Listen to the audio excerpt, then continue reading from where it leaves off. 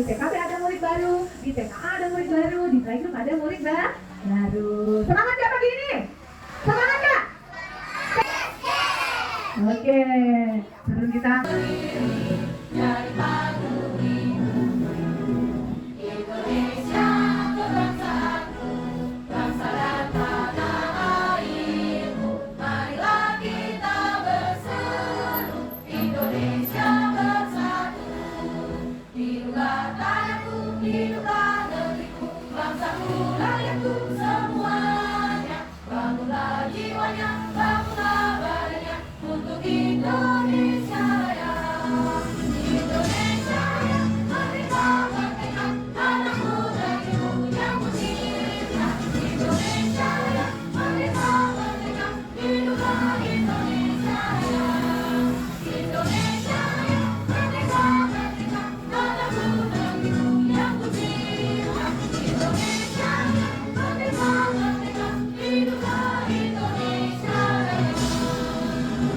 Oke, Bapak Ibu anak-anak boleh dipersilakan dulu.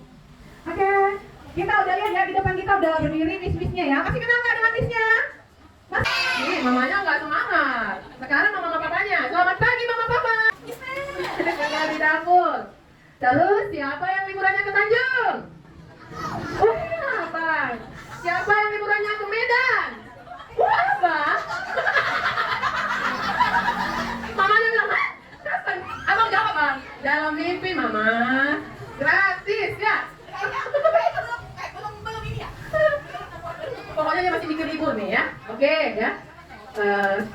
Saya percaya kita semua bahagia, sehat ya dengan berlalunya liburan. Itu membuat kita semakin semangat. Bagaimana mama papa mendidik anak di rumah? Aman? Tensi aman? Mau ditambah lagi nggak liburnya? Iya, saya ingat benar ketika anak saya masih kecil, saya selalu bilang gini, boleh nggak liburnya jangan panjang-panjang ya kan? Karena biasanya kita lebih sabar, nih kami nih guru nih, lebih sabar biasanya sama anak orang, ya kan? Kalau anak sendiri, udah enggak. Kalau udah libur udah mikir ini tensi bagaimana ini, aman apa enggak gitu. Karena jangankan anak kecil, anakku aja yang udah SMA, ya, yang bahkan udah kuliah, kalau ketemu itu berantem ya, bapak-bapak dan mama semua di sini. Ya jadi nggak asik. Tapi ketika mereka udah pergi, sedira, tadinya rame jadi sepi ya. Jadi nikmatin aja dulu ya. Ini benar-benar kenikmatan yang tidak bisa diulang ya. Jadi mama-mama di sini udah pasti sangat menikmati bagaimana punya anak-anak yang lucu-lucu ini ya. Oke bapak dan ibu semuanya, dan bapaknya ya.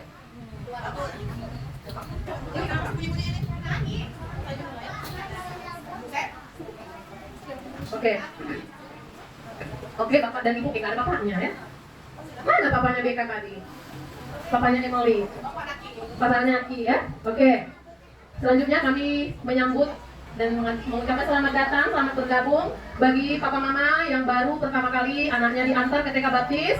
Coba tunjuk tangan yang baru, angkat tangan yang baru hari ini masuk. Tinggi tinggi, tinggi tinggi. Ada Maura. Tuh, sepertinya kita belum kenalan ya. Coba, yang pertama siapa yang baru di sini? Oh, ada Rebecca. Hai dulu, hai. Ya, miss-missnya juga hai Rebecca. Semoga tidak salah sebut nama ya. Coba. Makasih ya Mama sudah diantar anaknya ke TK Baptis. Selamat bergabung di TK Baptis Manggar. Kemudian siapa lagi nih? Ada Maura. Hai Maura. Hai juga Binta. Hai Mama Maura. Selamat bergabung ya Kak. Kita di TK Baptis Manggar itu satu keluarga. Siapa lagi nih? Ada Francisca. Hai Francisca. Apa? Kenapa sayang? Senang nggak sekolah? Senang nggak? Ya, hai Mama Francisca juga selamat bergabung ya, Ma. Kemudian siapa? Ada siapa? Adiknya Alsa. Hai Alsa. Hai dong. Hai Miss. Hai Alsa. Mamanya kayaknya kurang ini tadi. Iya. Mamanya kurang jurus nih ya. Oke, siapa lagi nih? Hai Naka. Yang mau dari Pak Polisi.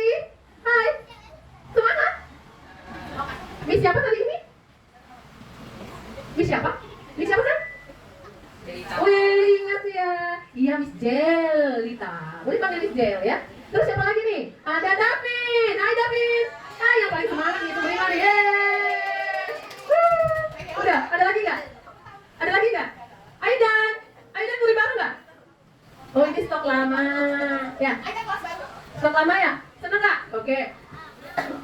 Kami sangat senang bagi Bapak dan Ibu, bagi Bapak Mama yang sudah hadir pada pagi hari ini. Kami tahu setiap kita punya kesibukan masing-masing ya, tapi saya percaya bahwa ini invest buat anak-anak kita.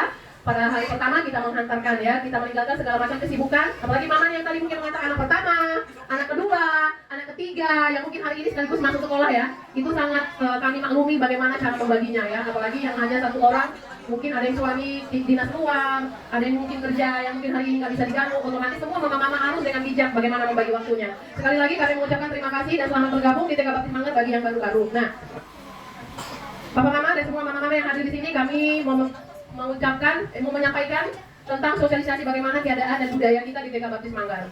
Yang pertama, budaya kita di sini, visi kita adalah membentuk generasi yang benar-benar memiliki karakter yang disiplin, jujur, ya, kreatif, mandiri, dan juga satu lagi visi kita, mereka siap untuk ke jenjang berikutnya.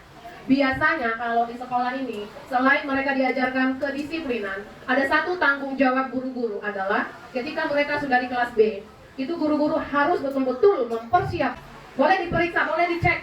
Mereka yang lulusan TK Baptis dari dulu, dan mereka yang sekarang mungkin ada yang kuliah, ada yang masuk SD, ada yang masuk SMP, ada yang masuk SMA, terbukti Bapak dan Ibu, anak-anak yang dididik di sini itu terus berprestasi di anak-anakmu, gitu.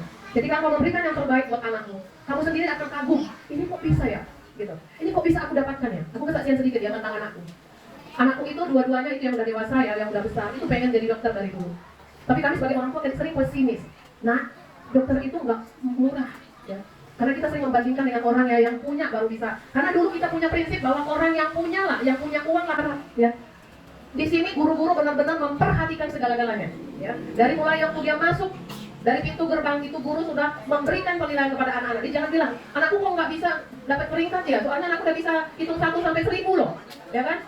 Anakku udah bisa baca, tapi kalau tidak memiliki karakter yang baik, bicaranya sembarangan ya. Tapi kita tidak menyalahkan anak secara sepenuhnya, karena anak ini adalah peniru.